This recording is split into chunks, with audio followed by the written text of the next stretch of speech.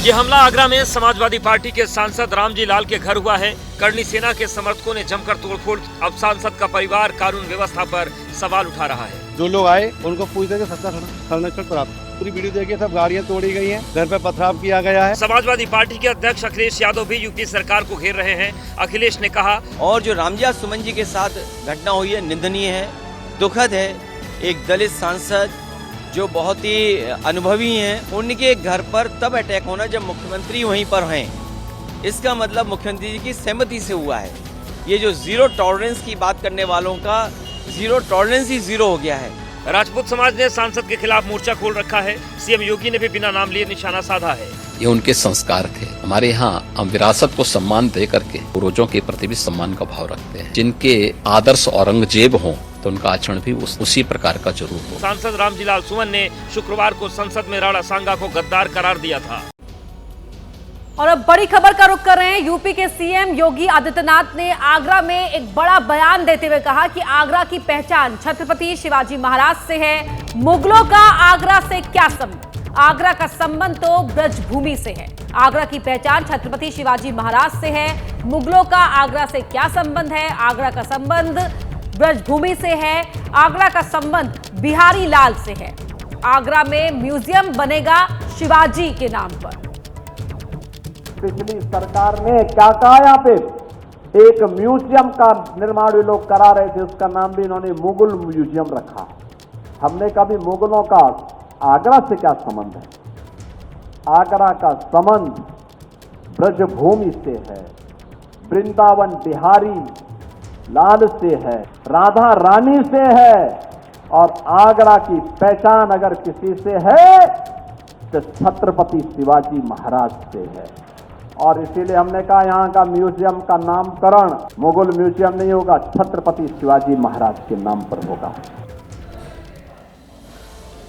वहीं साल में 52 जुमा और एक होली वाला बयान देने वाले संभल के सीईओ अनुज चौधरी ने अब एक और बयान देकर एक पैगाम दिया है। कहा कि सेवैयां खिलाना चाहते हो तो गुजिया भी खानी पड़ेगी। और अब उनके इस नए बयान का वीडियो वायरल भी हो रहा है।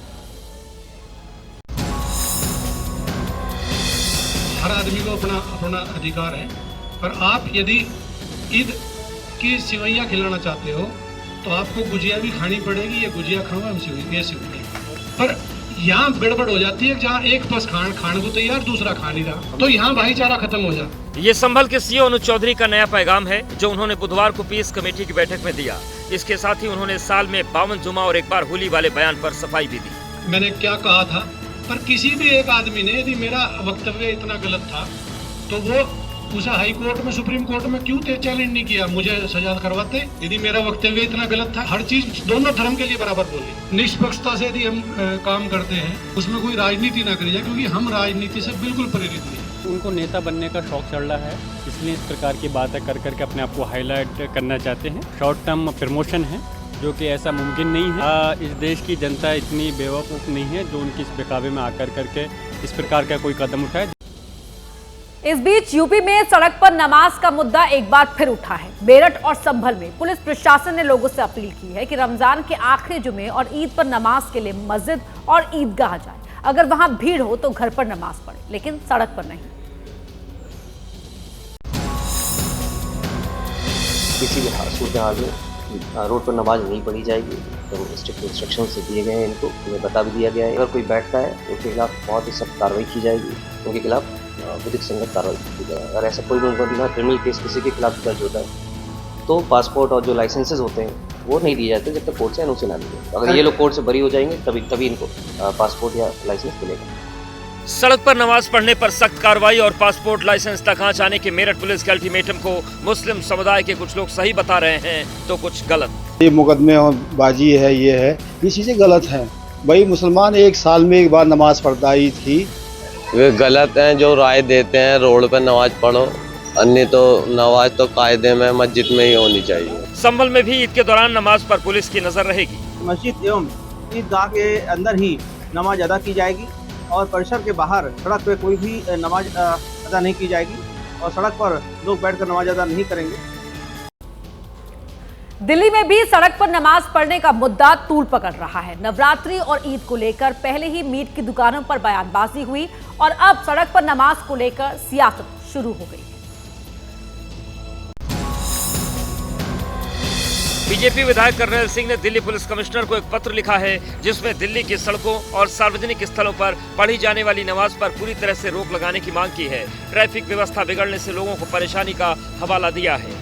दिल्ली राजधानी है देश की, यहाँ पर ट्रैफिक की पहले से ही बहुत सारी प्रॉब्लम्स हैं, जिससे एम्बुलेंस को प्रॉब्लम होती है, स्कूल में जाने वाले बच्चों को प्रॉब्लम होती है। उसमें ऐसा नहीं है कि स्कूल में जाने वाले बच्चे सिर्फ हिंदू ही हैं, वो मुसलमान बच्चे भी होते हैं, सभी धर्मों के बच्चे होते हैं। एम्बुलेंस के अंदर कोई भी बीमार हो सकता है। ये सिर्फ एक धर्म की बात नहीं है। पुलिस और प्रशासन और कानून अपना काम करेगा। दिल्ली के अंदर अब ये सहन नहीं होगा कि सड़कों पर नमाज पढ़ी जाए। बीजेपी विधायक की मांग को विपक्ष ने लोगों को बरगलाने का एजेंडा करार दिया है। और कोविड के बाद से तो मुझे लगता नहीं कि सड़कों पर नमाज होती है। उन्होंने पता नहीं, जो विधायक आप बता रहे हैं, उन्होंने कौन सी वीडियो देखी है, कहाँ उनको तकलीफ हुई है। किसी को नमाज से तकलीफ है, किसी को अजान से तकलीफ है, किसी को मीट की दुकानों से तकलीफ है। इनको तकलीफ ही तकलीफ है। भटकाने के लिए, लोगों को डाइवर्ट करने के लिए धर्म की राजनीति करते हैं। और अब बात बिहार की, तो बिहार में क्या महागठबंधन की तरफ तेजस्वी यादव ही मुख्यमंत्री का चेहरा होंगे? ये सवाल कई दिनों से घूम रहा है। अब बिहार कांग्रेस के पूर्व अध्यक्ष अखिलेश प्रसाद सिंह ने साफ कर दिया है कि ऐसा ही होगा, क्योंकि आरजेडी बिहार की बड़ी पार्टी।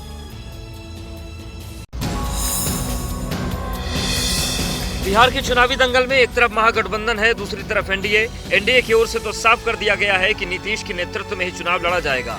सवाल ये था कि महागठबंधन की ओर से क्या सीएम पद के लिए तेजस्वी ही चेहरा होंगे? अब जवाब बिहार कांग्रेस के पूर्व अध्यक्ष अखिलेश प्रसाद की ओर से आया है। अखिलेश प्रसाद ने कहा है कि इसमें कोई कंफ्यूजन नहीं है कि बिहार में तेजस्वी यादव ही इंडिया गठबंधन का चेहरा होंगे। आरजेडी बिहार की बड़ी पार्टी है और जाहिर सी बात है कि वह सीटें भी ज्यादा लाएगी। ऐसे में तेजस्वी की भूमिका को नजरअंदाज नहीं किया जा सकता है। पिछले चुनाव में भी तेजस्वी के नाम पर सहमति बनी थी।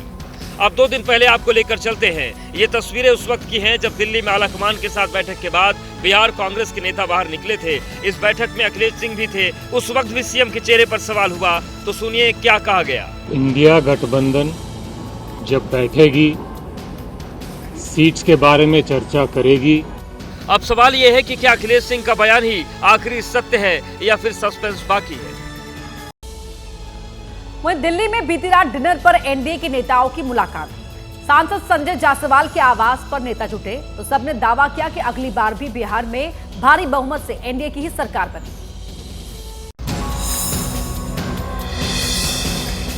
एनडीए के सांसदों का ये जमावड़ा दिल्ली में लगा। बीजेपी सांसद संजय जायसवाल के घर डिनर का कार्यक्रम था। इस डिनर में बीजेपी के अध्यक्ष जेपी नड्डा भी शामिल हुए। बिहार में चुनाव होने वाले हैं, इसलिए भोजन के साथ साथ चुनावी चर्चा भी हुई और जीत की हुंकार भी भरी गई। दावा किया गया कि इस बार एनडीए की जीत बम्पर होगी। 243 में से 225 सीट जीतेंगे। बिहार ने देखा है 2005 के पहले का बिहार, तो बिहार की जनता 2005 के पहले का बिहार नहीं चाहती। डबल इंजन की सरकार अगले 5 साल के लिए फिर से बनने जा रही है। नवंबर में जब परिणाम आएंगे एक बड़ी जीत के साथ 225 से ज्यादा सीटें जीतकर इस बार बिहार में हम लोग सरकार बनाएंगे। एकदम जीतेंगे। एनडीए वहाँ 225 सीट लेके आएगी। बिहार में जो एनडीए की स्थिति है, कोई भी गठबंधन सामने वाला टिकने वाला नहीं। वही बहुत इसके लिए हम लोग बैठ कर के पहले ही से स्ट्रेटजी बनाए, जिसकी बहुत जरूरत नहीं है। ऑलरेडी सारी चीजें तय हैं और उसके आधार पर चुनाव तो हम लोग जीतेंगे। वहीं बिहार में चुनाव से पहले वक्फ संशोधन विधेयक को लेकर राजनीति गर्म है। कल दिन भर सड़क से लेकर सदन तक उस मुद्दे पर हंगामा होता रहा। वक्फ बिल को लेकर कल बिहार की राजधानी पटना में राजनीति का तापमान बढ़ा रहा। मुस्लिम संगठनों के प्रदर्शन में एनडीए के विरोधी शामिल हुए। वक्फ बिल पर विरोध के जरिए लालू की पार्टी एमवाई यानी कि मुस्लिम यादव समीकरण को और मजबूत करने की कोशिश में जुटी हुई है। जो बिल है, जो लोकतंत्र के खिलाफ है, जो भाईचारे के खिलाफ है, अगर एक बार तो इंशाअल्लाह हम लोगों की जीत तय है। इंशाअल्लाह हम लोगों की जीत तय है। किसी भी कीमत पे हम लोग लागू नहीं होने देंगे। सड़क के साथ साथ विधानसभा में भी वक्फ बिल के खिलाफ विपक्ष ने मोर्चा खोला। इतना ज्यादा हिंदू मुस्लिम सबका करते हैं, मुसलमानों का कोई झगड़ा नहीं, एक एक हम लोगों ने काम करा दिया, कोई झंझट नहीं और हर प्रकार से सब जगह दे रहे हैं हम लोग, कोई दिक्कत नहीं। नीतीश के बयान से साफ हो गया है कि वो वक्फ बिल को मुसलमानों के खिलाफ नहीं मानते हैं। अब बात कॉमेडियन कुणाल कामरा की, जो पूछताछ के लिए अब तक मुंबई पुलिस के सामने पेश नहीं हुए हैं, लेकिन एक के बाद एक वीडियो सोशल मीडिया पर पेश कर रहे हैं। नए वीडियो में उन्होंने केंद्रीय वित्त मंत्री निर्मला सीतारमण पर तंज कसा है। महंगाई सरकार के साथ है आई, लोगों की लूटने कमाई, साड़ी वाली दीदी आई, सैलरी चुराने ये है आई, मिडिल क्लास दबाने ये है आई, पॉपकॉर्न खिलाने ये है आई, कहते हैं इसको निर्मला ताई।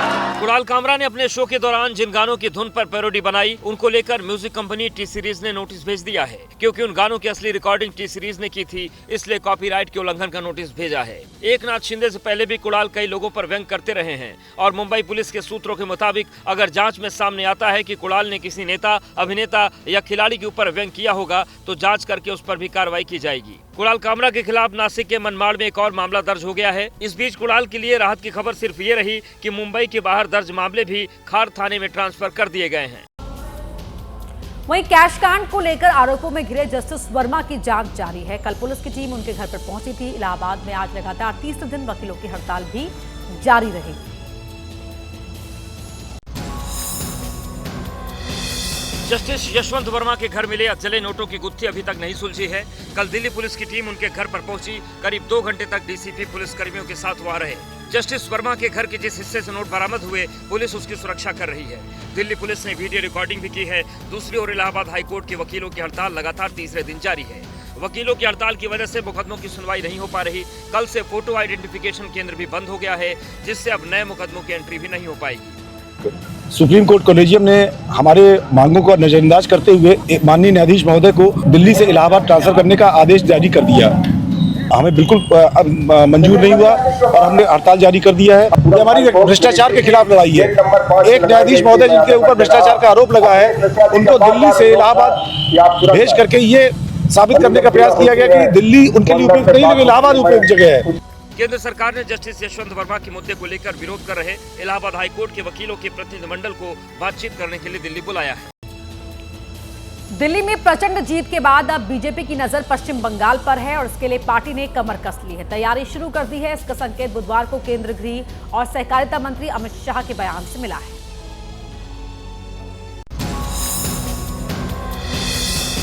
केंद्रीय गृह और सहकारिता मंत्री अमित शाह लोकसभा में त्रिभुवन यूनिवर्सिटी की स्थापना से संबंधित बिल पर हुई चर्चा का जवाब दे रहे थे।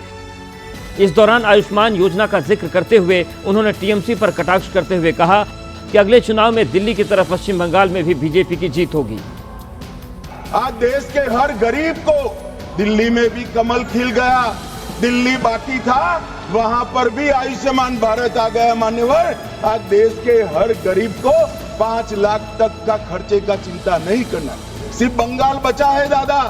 ये चुनाव के बाद वहां पर भी कमल खिलेगा और वहां पर भी आयुष्मान भारत आ जाएगा। गृह मंत्री का यह बयान पश्चिम बंगाल में 2026 में होने वाले विधानसभा चुनाव को लेकर बीजेपी के इरादों पर बड़ा संकेत है। 2021 में 294 सीटों में से टीएमसी ने 215 पर जीत हासिल की थी। बीजेपी के खाते में सिर्फ 77 सीटें आई थी। इस बीच लोकसभा में नेता विपक्ष राहुल गांधी ने एक बार फिर आरोप लगाया है कि उन्हें सदन में बोलने नहीं दिया जा रहा। स्पीकर पर सवाल उठाए और ये आरोप तब लगाए जब उन्हें सदन में आचरण के लिए फटकार लगी। इस सदन में पिता पुत्री, माँ बेटी, पति पत्नी सदस्य रहें। इस परिप्रेक्ष्य में मेरा नेता परिपक्ष से अपेक्षा है कि लोकसभा प्रक्रिया का संचालन नियम सदन में आचरण व्यवहार करें। लोकसभा स्पीकर ने राहुल गांधी को यह नसीहत क्यों दी, जरा वो भी जान लीजिए। ये 18 मार्च का वीडियो है जब लोकसभा में कांग्रेस के मणिकम टैगोर बोल रहे थे। उनके पीछे प्रियंका गांधी बैठी थी। तभी राहुल आए और प्रियंका के गालों पर हाथ लगाकर उनसे कुछ बात कही। उधर राहुल गांधी ने संसद से निकलते ही स्पीकर पर आरोप लगाया कि वो सदन में मनमानी करते हैं, उन्हें बोलने नहीं देते हैं। मैं खड़ा हुआ, मैंने कहा कि देखिए मुझे बोलने दीजिए, आपने मेरे बारे में कुछ बोला है, घूम कर चले गए। जब भी मैं खड़ा होता हूँ मुझे बोलने नहीं दिया जाता। तो अब पता नहीं मतलब स्पीकर की क्या थिंकिंग है, क्या अप्रोच है, बट सच्चाई ये है कि हमें नहीं बोलने देंगे। और हम हमारी पार्टी विपक्षी मेन पार्टी है, मैं लीडर ऑफ ऑपोजिशन हूँ, तो ये बिल्कुल नॉन डेमोक्रेटिक स्टाइल से चलाया जा रहा है। छत्तीसगढ़ में आज कांग्रेस पूरे प्रदेश में विरोध प्रदर्शन करने जा रही है और उसकी वजह है पूर्व सीएम भूपेश बघेल के घर कल हुई सीबीआई की छापेमारी, जिसके विरोध में कांग्रेस के नेता और कार्यकर्ता पूरे प्रदेश में सीबीआई और बीजेपी का पुतला दहन करेंगे।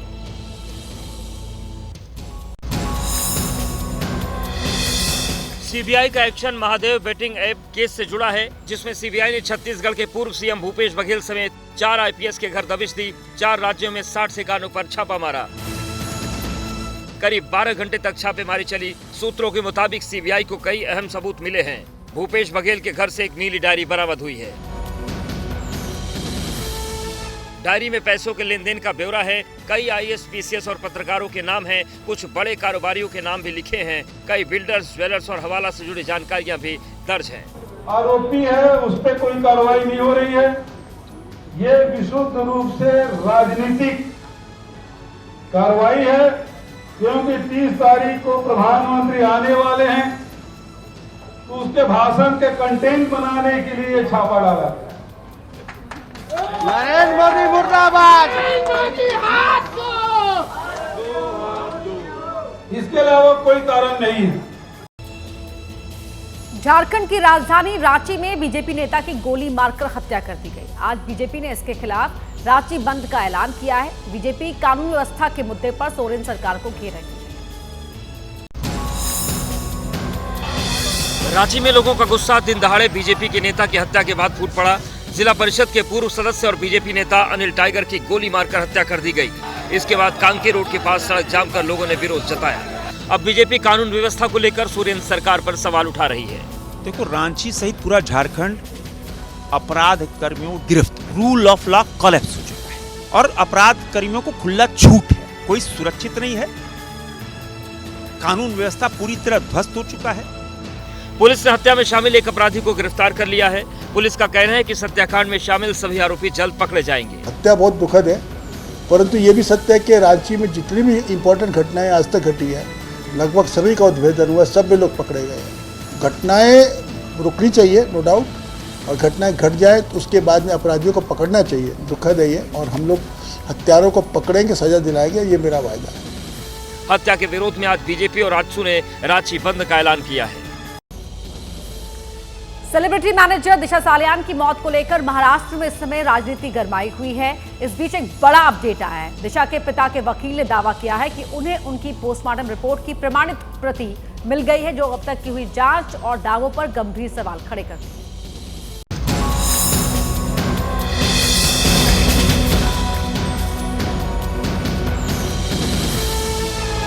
दिशा सालियान केस में वकील नीलेश ओझा ने दावा किया है और आरोप लगाया कि मालवानी पुलिस ने जानबूझकर 3 साल से अधिक समय तक रिपोर्ट दबाए रखी। पोस्टमार्टम में 60 घंटे की देरी की बात कही। मृत्यु के लगभग 3 दिन बाद शव परीक्षण किया गया, जिससे फॉरेंसिक प्रोटोकॉल का उल्लंघन हुआ और सबूतों से छेड़छाड़ का संदेह पैदा हुआ। विरोधाभासी चोटों की बात भी कही है। रिपोर्ट में गंभीर चोटों का जिक्र है, जिसमें खोपड़ी के फ्रैक्चर और सामने के दांत गायब होना शामिल है। लेकिन अंतिम संस्कार की तस्वीरों और चश्मदीदों के बयानों में कथित तौर पर किसी स्पष्ट चोट की बात नहीं। सिर पर चोट लगने और भारी मात्रा में खून बहने की रिपोर्ट के बावजूद कथित गिरने वाली जगह या उसके कपड़ों पर खून के धब्बे नहीं पाए गए, जो पुलिस के पहले दावे का खंडन करता है कि दिशा का शरीर खून से लथपथ पाया गया था।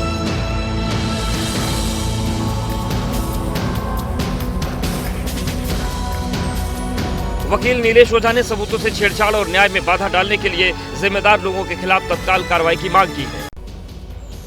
जाने माने कथावाचक पंडित धीरेन्द्र शास्त्री मेरठ पहुंचे। वो मेरठ जो इन दिनों सौरभ हत्याकांड की वजह से सुर्खियों में है। ऐसे में धीरेन्द्र शास्त्री ने नीले ड्रम पर चुटकी दी। भारत में नीला ड्रम बहुत फेमस है, बहुत वायरल है। बहुत से पति सदमे में है नीले ड्रम को लेकर।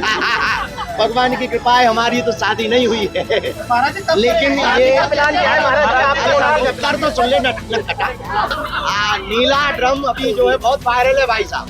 सौरभ हत्याकांड पर प्रतिक्रिया देते हुए धीरेन्द्र शास्त्री ने ऐसी घटनाओं के लिए पाश्चात्य संस्कृति और परिवारों में संस्कारों की कमी को जिम्मेदार ठहराया।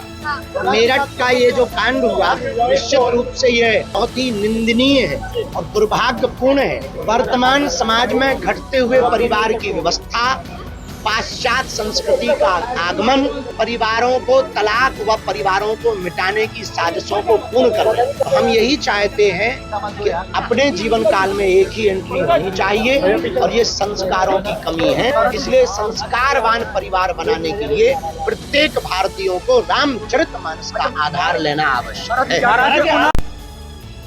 अब आपको दिखाते हैं यूपी के संत कबीर नगर में हुई एक शादी जो काफी चर्चा में है।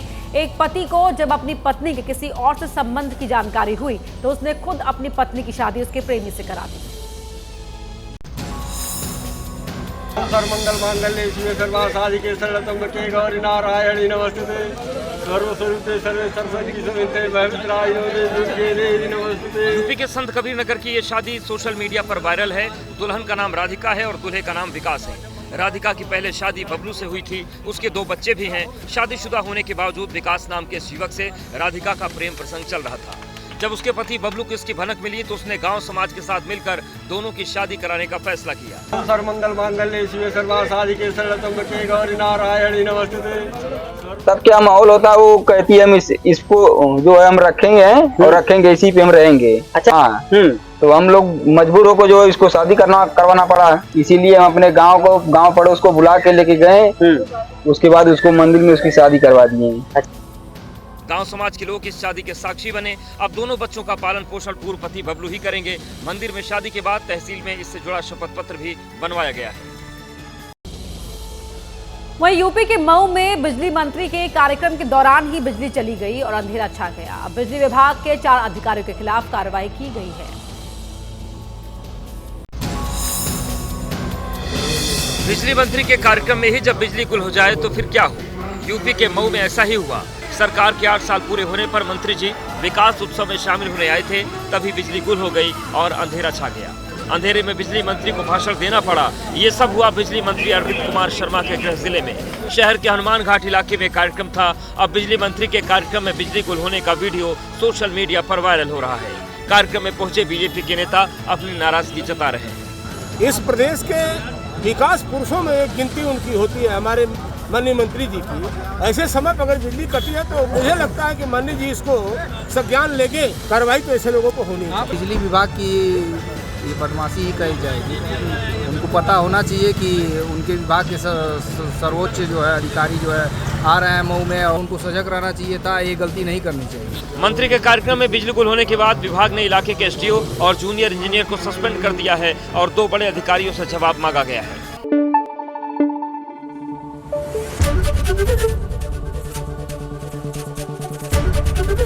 एबीपी न्यूज आपको रखे आगे।